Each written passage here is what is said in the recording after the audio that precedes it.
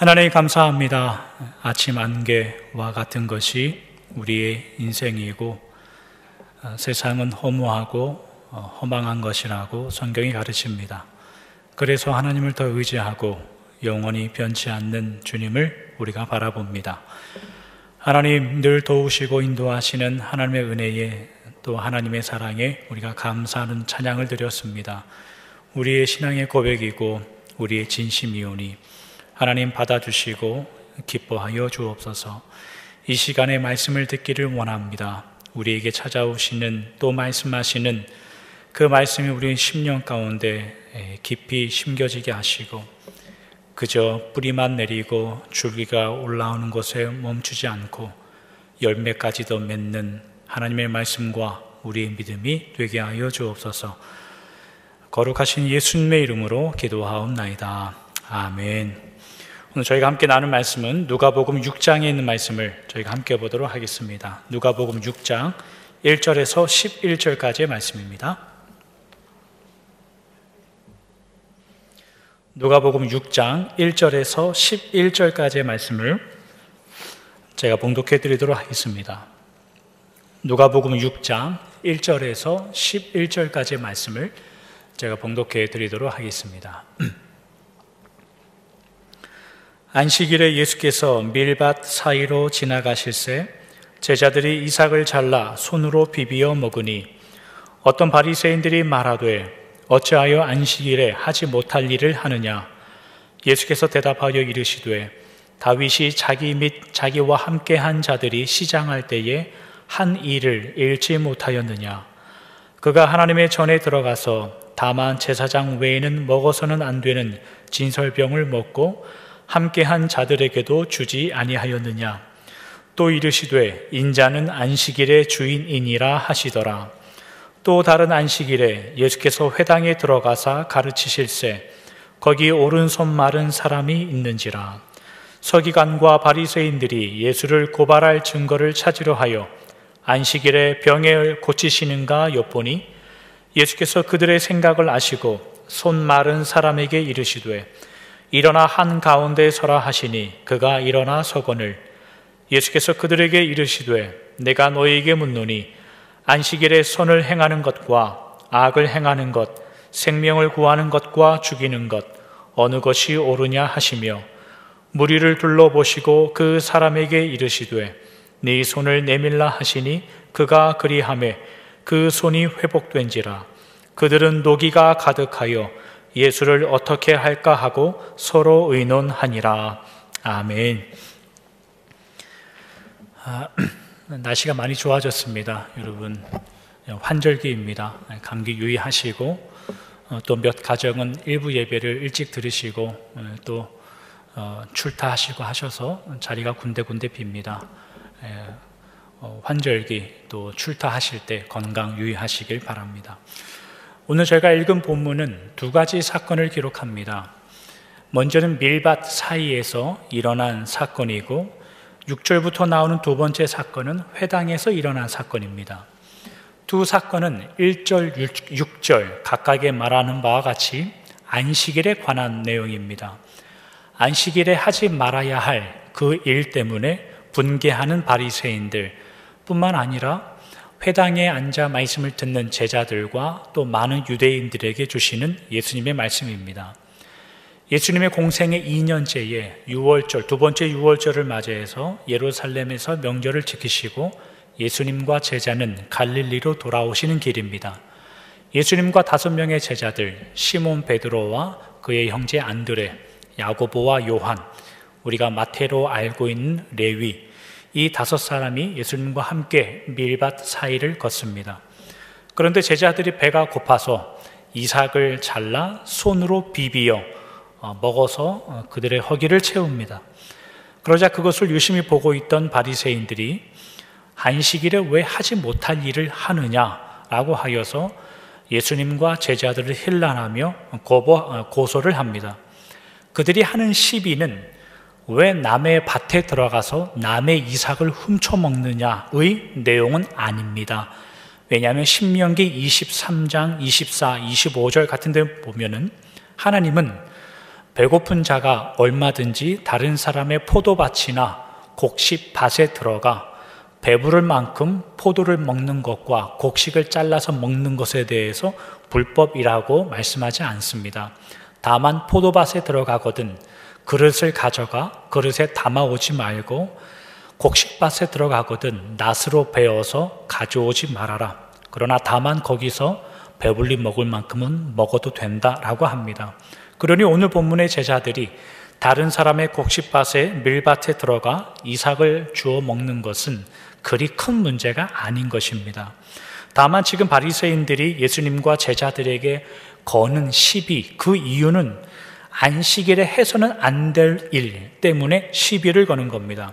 왜냐하면 이런 말씀이 있기 때문입니다. 출애굽기 34장 21절 너는 엿새 동안 일하고 일곱째 날에는 쉴지니 밭 갈 때에나 거둘 때에도 쉴지며 밭을 갈거나 하는 것은 농사를 짓는 것이고 거둘 때는 추수할 때를 말하는 겁니다. 아무리 그 씨를 뿌리고 농사를 해서 바쁜 시기에도 혹은 추수를 하는 그 시기에도 6일 동안은 일을 하고 일곱째 날 안식일 날에는 반드시 그 일을 쉬라고 하는 겁니다. 그러니까 오늘 본문에 다시 한번 말하지만 제자들이 남의 밭에 들어가 이삭을 그냥 먹는 일은 문제가 되지 않았으나 그러나 이 이삭을 제자들이 손으로 비벼서 먹은 것 바리새인들이 그 일을 했다라고 평가를 해버린 겁니다. 그래서 안식일에 하지 못할 일을 왜 일을 해서 먹느냐라고 시비를 걸어오는 겁니다. 우스갯소리로 오이밭에 가서는 신발끈도 묶지 말아야 되고 자두나무 밑에 가서는 그 벗겨졌던 삿도 고쳐 쓰지 말아야 되는데 이 제자들이 밀밭 사이를 걸어가면서 배고프면 그냥 주워다가 입에서 오물조물 먹으면 될 것을 굳이 손으로 비벼 먹는 바람에 바리새인들이 거기에 시비를 거는 겁니다. 안식일에 일을 했다. 그러니 율법에 어긋났다라고 시비를 거는 거죠. 이것이 첫 번째 사건입니다. 두 번째 사건은 6절부터 나오는 내용인데 예수님께서 하루는 회당에 들어가셔서 손이 말라가는 병을 가지고 있는 병자를 고치는 내용입니다. 이것도 안식일의 사건입니다. 어느 날 안식일날 예수님께서 한 회당에 들어가셔서 사람을 가르치셨습니다. 그런데 그 안에 한쪽 오른손이 말라가는 병에 걸린 사람이 있는 겁니다. 그동안 예수님께서 많은 사람의 병을 고쳐주셨기 때문에 서기관들과 바리새인들이 이번에도 예수님께서 다른 병자들을 고치시는가 하여 엿보고 있습니다. 성경에 기록된 엿본다는 의미는 곁눈질하여 훔쳐본다는 말입니다. 예수님께서 말씀을 전하시자 바리새인들, 유대인들이 자신들의 예배를 드리면서 곁눈질, 흠칫 예수님을 쳐다본다는 의미입니다. 왜냐하면 안식일이기 때문입니다. 병을 고친다는 의미는 고치는 노동을 한다는 의미가 거기에 있기 때문에 지금 예수님께서 누군가의 병을 고치면 일을 하여 안식을 범하는 죄가 진료 행위를 하여 안식일을 범하는 죄가 적용된다고 그들이 생각했기 때문입니다. 그래서 예수님은 그들의 생각을 아시고 일부러 그 자에게 가운데에 서라, 오른손을 내밀어라 라는 말씀으로만 그 병자를 고치셔서 그들이 할 말이 없게 만드셨습니다. 이 두 사건을 통하여 예수님은 안식일에 대한 의미를 그들에게 설명해 주셨습니다. 이런 본문들을 읽을 때 저희가 오해하지 말아야 될 한 가지는 뭐냐면 예수님께서 어떠한 일을 행하실 때 옆에서 유대인들이나 다른 사람들이 자꾸만 시비를 거니까 예수님께서 할 수 없이 해명하기 위해서 이런 가르침을 주었다라고 우리가 오해할 수 있는데 그런 의미는 아닙니다. 얼마 전에 저희가 나눈 바대로 예수님께서 공생애를 사시는 그 3년 동안 예수님은 자신만이 가지고 있는 구체적인 계획을 세우셔서 3년의 사역을 하셨습니다. 첫 해에는 주로 기적들을 행하셨고 두 번째 해에는 하나님의 나라라는 것이 무슨 의미인지를 설명해 주셨습니다. 그리고 세 번째 해에는 특별히 선택된 12제자를 구분하여 가르치는, 집중적으로 12제자를 가르치는 일들, 그러한 것들이 세 번째 해에 있었던 일입니다. 기적을 베푸실 때도 그랬었고 병자를 고치실 때도 그리했습니다. 예수님은 사역하실 때에 이 땅의 모든 환자들을 다 고치시는 것을 목적하지 않으셨습니다. 하나님과 그의 나라와 자신이 십자가 지는 것이 무슨 의미인가를 그들에게 가르치기 위하여 기적을 베푸셨고 은혜를 베푸신 겁니다. 예수님께서 그의 공생의 두 번째 해를 보내시면서 하나님의 나라라는 것이 그들이 기다리고 고대하고 있는 나라와 비교하여 어떻게 다른지를 조금씩 나타내 보이시고 있는 겁니다. 그래서 저희가 지난 몇 주간 살펴봐왔듯이 죄를 사하는 권세의 내용, 혼인집의 이야기, 신랑됨의 이야기, 그리고 금식한다는 이야기, 이러한 이야기들을 통하여 자신을 내어줌으로 음식이 없는 자들을 먹여 살리고 그들을 구원하여 그들의 죄인들이 살게 되는 하나님의 나라에 대한 이야기를 하시는 겁니다. 유대인들이 지금까지 고대하는 그들의 나라, 권리와 권세와 능력을 가지고 로마를 전복, 로마를 뒤집어 하나님의 나라를 이루려고 하는 그들의 나라는 묵은 나라이고 옛날 이야기여서 예수님께서 오셔서 세우시려고 하신 그 나라와 비교하여 예수님의 이 새로운 나라는 새 옷, 새 포도주로 비교하여 그들이 꿈꾸는 나라와 함께 할 수 없다는 것을 계속 가르쳐주고 있는 겁니다. 오늘은 그 본문 이후에 예수님께서는 계속해서 안식일에 관한 의미를 가지고 하나님의 나라에 대해서 설명하고 계시는 겁니다. 안식일의 문제는 다만 하루를 쉬느냐, 하루를 안 쉬느냐의 문제보다 굉장히 큰 의미를 가집니다. 10계명 중에 제 4번째, 제 4계명이 안식일에 관한 내용인데 출애굽기 20장이나 출애굽기 35장에 가면 10계명의 말씀이 나옵니다. 그때에 다른 계명에는 없는데 이 4번째 계명인 안식일의 계명에서만 유일하게 등장하는 하나님께서 사용하시는 표현이 거기 있습니다. 안식일을 거룩하게 지켜라 라고 하는 거룩의 단어가 거기 나오고 그 날을 엄숙하게 지켜야 된다라고 하여서 이 안식일 제 4번째 계명에는 다른 10계명에 등장하지 않는 단어가 거룩과 엄숙이라는 표현이 거기에 등장합니다. 그래서 유대인들에게는 안식일을 지키는 날은 거룩한 것이고 이것을 거룩하게 지키기 위하여 그들이 무엇을 해야 되는가의 문제로 발전해 나가는 거예요. 뿐만 아니라 10계명에서 유일하게 이 안식일에 관계된 4명째 계명만 창세기 2장에서 하나님께서 태초부터 지정하신 특별한 의미가 이 안식일의 개념과 맞물려 있습니다. 그래서 안식일의 의미는 다만 하루를 쉬느냐, 다만 하루를 안 쉬느냐의 문제가 아니라 우리가 하나님의 자녀들이 하나님 앞에 우리의 거룩함과 엄숙함을 증명하는 내용으로 성경은 우리에게 소개하고 있는 겁니다.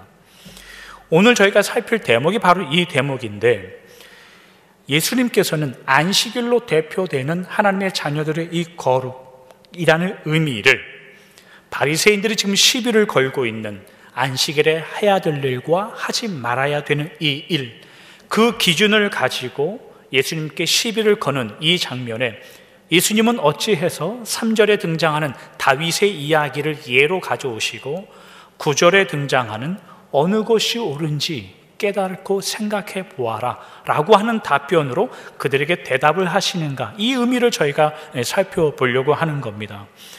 이것을 위해서 예수님께서 3절에 예로 드시는 다윗의 이야기를 저희가 먼저 조금 해보도록 하지요.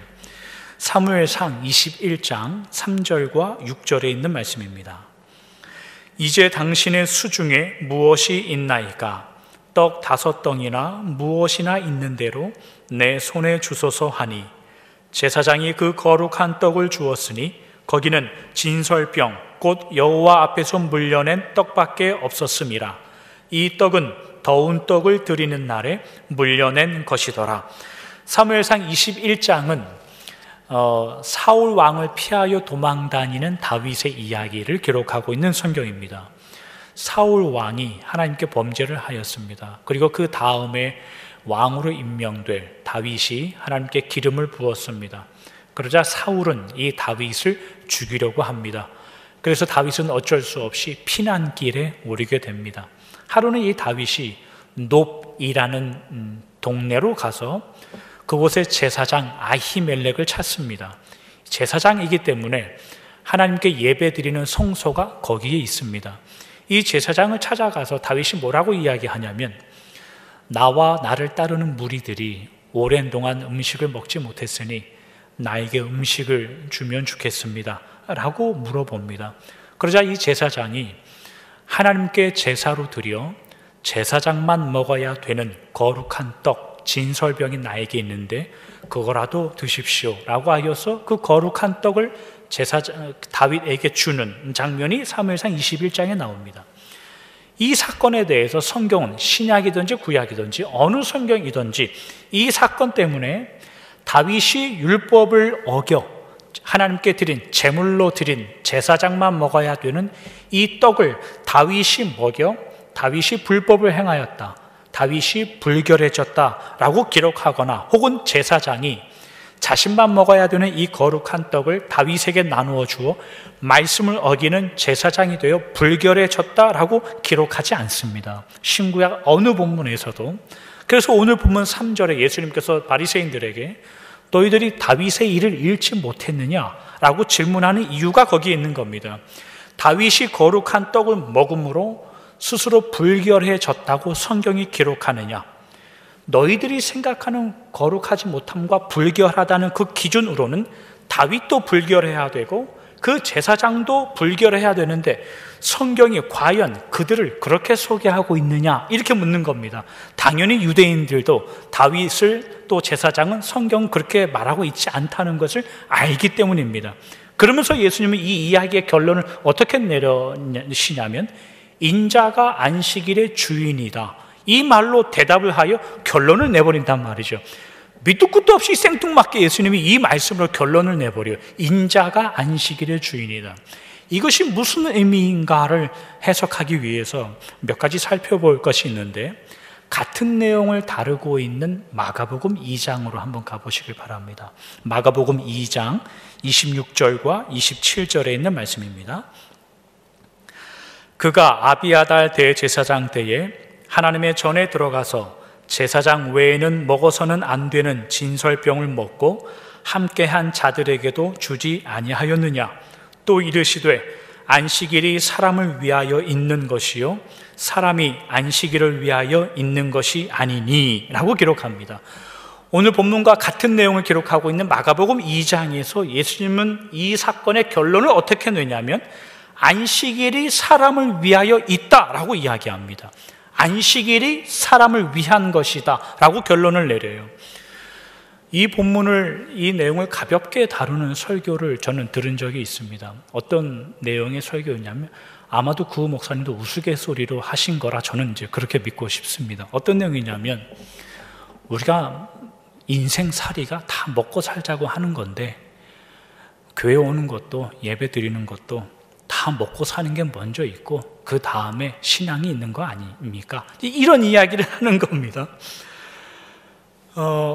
어쩔 수 없이 주일 예배 쉽지 않는 성도님들 계십니다. 주일 예배 참석하는 거 어려운 분들도 계십니다. 그런 분들은 하나님의 긍휼을 구해야 되고 교회가 긍휼히 여길 겁니다. 그런데 진짜 사람이 먹고 사는 게 먼저니까 먹고 사는 게 먼저 해결돼야 그 다음에 신앙이 나오는 겁니까? 그러면 그건 아니죠. 그런 문제는 아닙니다. 아주 위험한 겁니다. 그런 신앙에 빠져 있으면. 예수님께서 안식일이 사람을 위하여 있다라고 하는 이게 무슨 의미냐? 그 다음에 나오는 질문이 이거란 말이죠. 이거를 해석하려면 또다시 같은 본문, 같은 내용을 다루고 있는 마태복음에 가면 예수님께서는 또 다르게 결론을 내버리십니다. 마태복음 12장에 있는 말씀인데 12장 4절에서 6절까지의 말씀입니다. 그가 하나님의 전에 들어가서 제사장 외에는 자기나 그 함께 한 자들이 먹어서는 안 되는 진설병을 먹지 아니하였느냐? 또 안식일에 제사장들이 성전 안에서 안식을 범하여도 죄가 없음을 너희가 율법에서 읽지 못하였느냐? 내가 너희에게 이르노니 성전보다 더 큰 이가 여기 있느니라. 다윗이 제사장만 먹어야 되는 진설병을 먹은 이 이야기를 또다시 하는 대목인데, 그런데 예수님께서 마태복음의 이 사건의 결론으로 주시는 내용에 우리가 주목할 만한 표현이 거기 있습니다. 4절에 보면은 다윗이 하나님의 전에 들어가라는 표현이고, 5절에 나오는 제사장들이 성전 안에서라는 표현이고, 6절에는 그 성전보다 더 큰 이, 예수님 자신을 말씀하는 겁니다. 성전보다 더 큰 이가 여기에 있다라고 이야기하는 겁니다. 다윗이 들어간 하나님의 전이라는 의미는 성전을 말하는 것인데, 우리가 잘 알듯 성전은 다윗이 죽고 난 이후에 그 아들 솔로몬 시대에나 지어진 것이 성전입니다. 그러니 여기서 말하는 성전은 성막일 겁니다. 하나님께서 임재하시는 성막. 그러면서 또다시 하나 드신 예가 뭐냐면, 제사장들이 성전 안에서 안식을 범하여도 죄가 없다라는 예수님의 진단입니다. 제사장들은 뭘 해도 괜찮다라는 의미가 아니라 성전 안에 있는 하나님의 자녀들에게는 죄가 힘을 쓰지 못한다라는 의미입니다. 다시 말하면 하나님이 임재하시고 하나님의 은혜 안에 있는 자들에게는 죄의 영향력이 미치지 못한다라는 예수님의 말씀이에요. 예수님께서 설명하시는 다윗과 제사장이 거룩하냐 불결하냐의 이 문제를 안식일 날에 합당했냐 합당하지 않았냐, 유대인들이 가지고 있는 기준과 그들이 거룩하기 위하여 공통으로 가지고 있는 여러 가지 조건들을 말하는 것이 아니라, 예수님께서 강조하시는 대목은 하나님의 전 안에서였습니다. 성전 안에서, 그보다 더 크신 예수님 안에서, 그 안에 있는 자들이 죄와 사망과 그런 어둠의 문제들에 그런 영향력들이 그들에게 미치지 않는다라는 것을 설명하는 겁니다. 그래서 유대인들이 딴지를 걸고 있는 그들이 가진 기준과 율법과 형식, 그것들로 내 자녀들의 거룩의 문제를 다루지 말아라. 그런 이후에 내 안에, 하나님의 임재 안에, 성전 안에, 교회 안에 있는 자들의 거룩함에 대해서 예수님께서 설명하시는 대목입니다.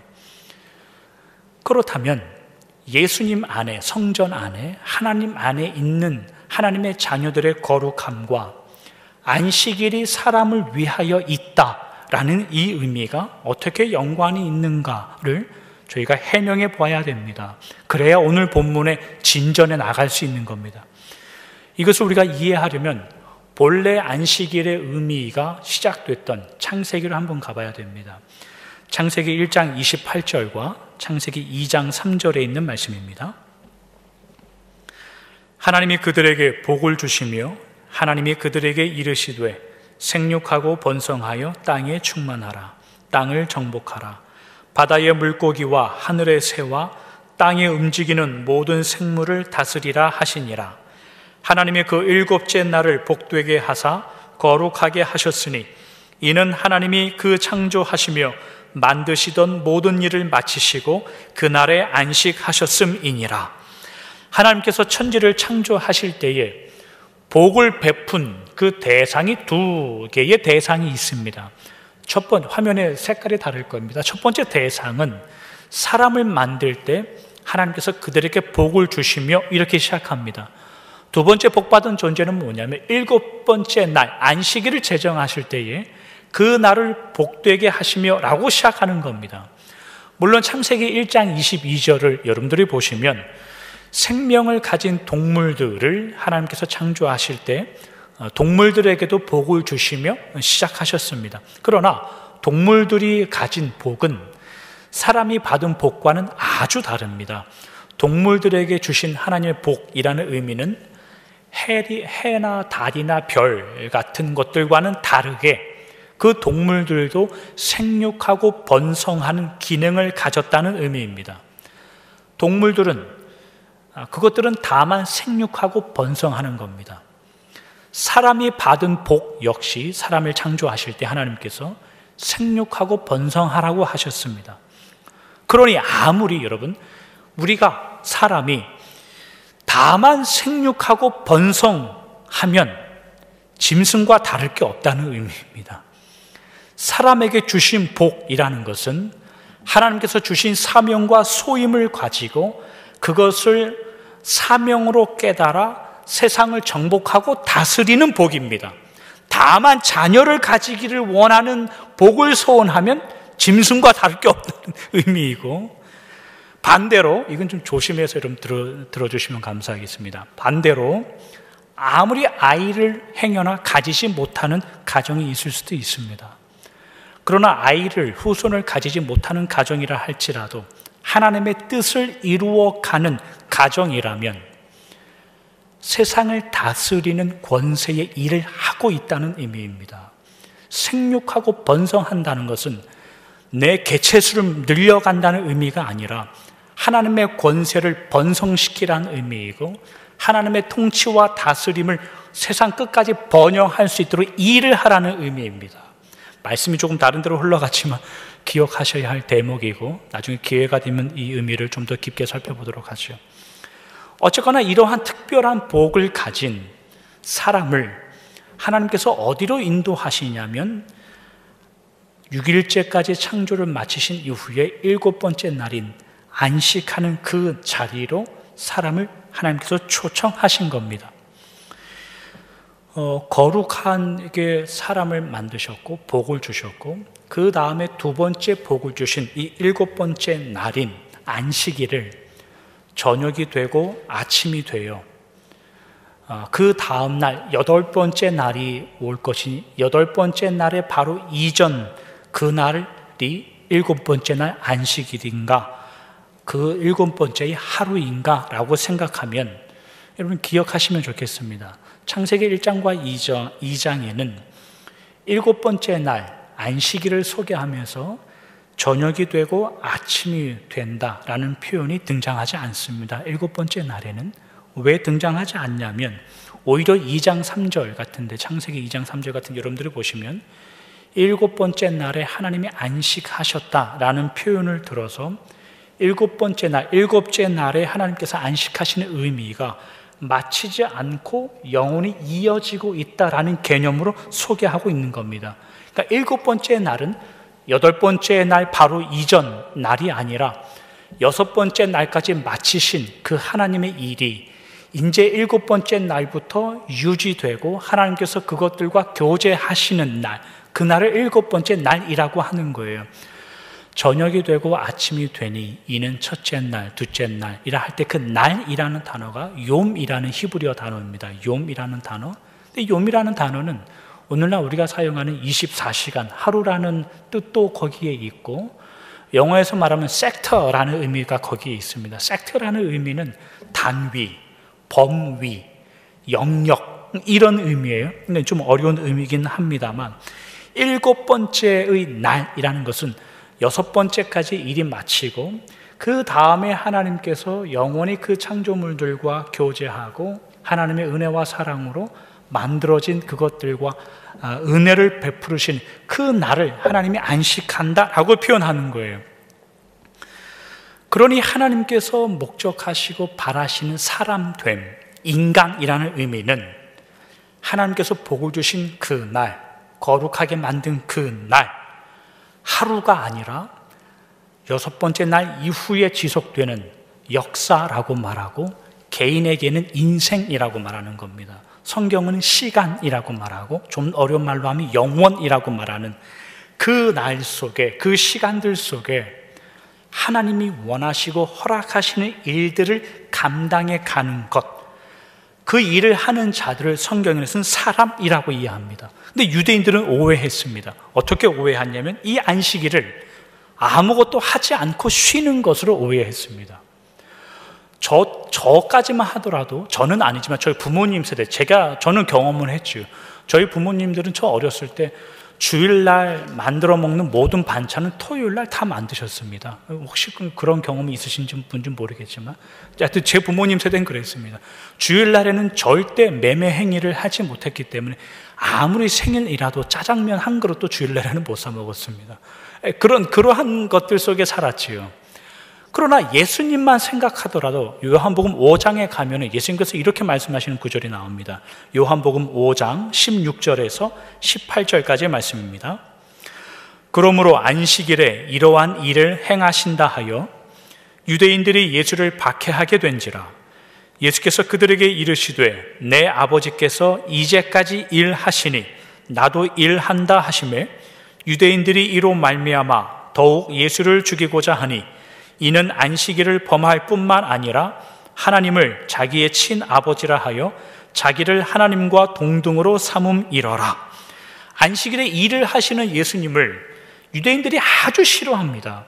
근데 그 유대인들에게 예수님이 하시는 말씀이 뭐냐면 내 아버지가 이 일을 하니 나도 이 일을 한다 라고 대답하세요. 안식일에 하나님도 일을 한다 이 말입니다. 그런데 창세기에 하나님은 일을 쉬셨습니다. 어쩔 때는 쉬고 어쩔 때는 일하는 겁니까? 그렇게 나올 수는 없죠. 하나님에게서 쉬신다는 의미와 일을 한다는 의미가 합쳐져서 하나의 의미로 나오기 때문에 그렇습니다. 그게 무슨 의미냐면 하나님께서 쉬신 의미는 자녀들과 내가 만드신 내 피조물들과 세상들과 관계하여 교제하여 사랑을 나누고 그들과 함께 교제하는 것, 예수님께서 나도 일한다라는 의미는 안식일에도 하나님께서 내 자녀를 불러와 거룩한 자리로 초대하는 원하시는 그 일을 예수님은 나도 그 일을 한다라고 하셔서 하는 겁니다. 예수님께서 주일날 일하셨으니 나도 주일날 일할 겁니다. 그런 말 하시기 없깁니다. 그러면 치사한 겁니다. 잘 생각하셔야 됩니다. 하나님의 일을 하시고 여러분들도 하나님의 일을 하셔야 됩니다. 어쩔 수 없이 주일날 일을 하셔야 되는 분들도 있음을 압니다. 지적하는 것이 아니니 오해하지 마시기 바랍니다. 그러나 그 마음이 하나님이 하시는 것처럼 하셔야 되고 하나님이 원하시는 바를 실천하셔야 됩니다. 그래야 하나님의 일에 동참하는 겁니다. 유대인들이 이 말씀 때문에 분개하는 이유가 뭐냐면 예수님 자신이 하나님과 동등하다고 이야기하여 유대인들이 분개합니다. 잘 기억하십시오. 에덴 동산에서 사람을 어떻게 만드셨냐면 하나님의 형상과 하나님의 모양으로 만들었습니다. 하나님과 동등하게 만드셨습니다. 하나님과 같은 기준이라는 의미는 아닙니다. 오해하지 마시죠.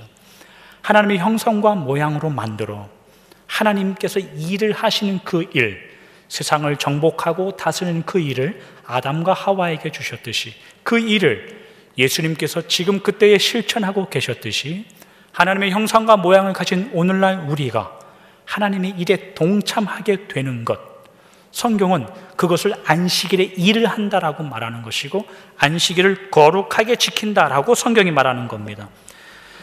7번째 날이 되어 하나님께서 역사와 세상을 구별하시고 분별하시고 그 거룩하게 된 자녀들을 그 구별된 역사 안에 여러분들의 개인적인 인생 안에 끌고 오셔서 여러분들이 받은 소명과 사명을 감당하게 하여 여러분들이 하나님의 자녀다워지는 그 시간, 그것을 성경은 안식한다라고 이야기하고 그 안식이 사람을 위한다라는 의미가 그 안에 있습니다. 오늘 저희가 이 안식일의 의미를 살펴봄으로 시간을 아주 많이 할애했는데 그렇다면 예수님께서 이러한 안식이라는 의미를 가지고 오늘 본문에서 자신의 메시아됨을 어떻게 해명하느냐, 그 질문이 또 나옵니다. 그 질문의 대답은 저희가 다음 주에 계속 이어서 살펴보도록 하고 오늘은 여기까지만 하고 말씀을 정리하도록 하겠습니다. 안식일을 안다. 그래서 거룩하게 되기를 원한다. 이 내용은 여러분들이 반드시 하나님께서 부르신 자리를 알아야 되고 여러분들이 하나님께서 하시는 일을 나도 알고 깨달아 하나님 그 일에 제가 동참하겠습니다. 거기서 안식과 평안을 누리는 그런 의미로 오는 겁니다. 인생이라는 의미가 여러분 다만 그냥 살아갈 때 겪는 일들, 여러 가지 사건들, 그것을 어떻게 즉흥적으로 해결해 나가느냐가 우리들의 인생의 모양이 되어서는 안 됩니다. 우리들의 인생의 모양이라는 것은 여러분들이 하나님께서 우리 각자에게 주신 소명과 사명을 어떠한 모양으로 이루어 가느냐의 그 본질적인 싸움이 내 안에 스스로 있어야 됩니다. 그렇지 않으면 갈 길이 아주 먼 겁니다. 하나님께서 이스라엘 백성들을 출애굽하여 구원하셨습니다. 그리고 안식의 땅인 가나안 땅으로 이끄셨습니다. 이스라엘 백성들은 출애굽하면 다인 줄 알았습니다. 광야를 거치면 다인 줄 알았습니다. 그래서 젖과 꿀이 흐른다는 그 안식의 땅, 가나안 땅에 들어가면 다인 줄 알았습니다. 그러나 우리가 성경을 통해서 배우는 바는 뭐냐면 그들이 이스라엘이 출애굽하고 광야를 지나 젖과 꿀이 흐르는 가나안 땅 안식의 땅에 들어간 이후에 더 많은 하나님의 요구 앞에 서 있다는 것을 우리가 성경을 통해서 배우는 겁니다. 말씀에 순종할 것, 우상을 섬기지 말 것, 신령하여 하나님 앞에 믿음의 순결을 유지할 것, 그것을 확인하여 그들이 안식의 땅에서 안식함을 누리고 있는 것을 증명한다 이 말이지요. 성도가 소명의 길을 살아가고 사명의 길을 살아간다는 게 우리는 무슨 의미인지 압니다.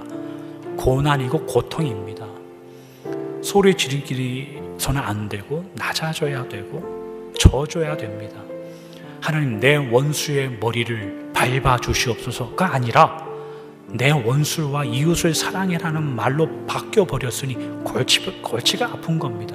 오른뺨을 맞으면 눈에는 눈, 이에는 이로 돌려줘야 되는데 오른뺨을 맞으면 왼뺨을 돌려대라고 하는 이 말이 안 되는 자리로 우리는 부름을 받은 겁니다.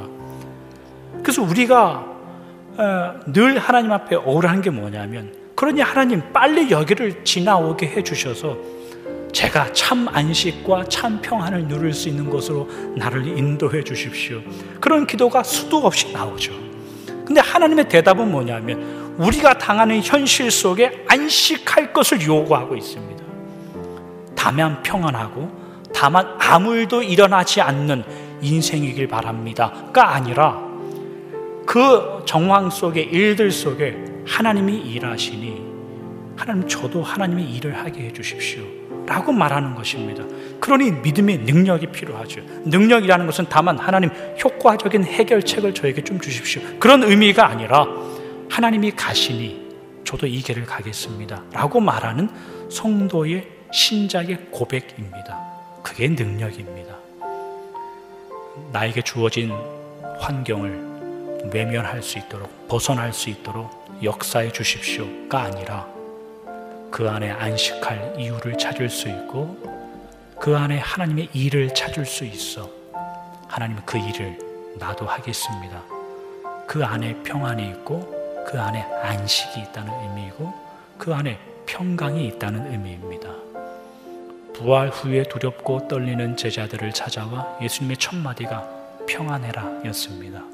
그 평안을 누리시고 확인하시고 증명하시는 여러분들의 돌아오는 한 주가 되시길 주님의 이름으로 축원합니다. 기도하겠습니다. 하나님, 감사합니다.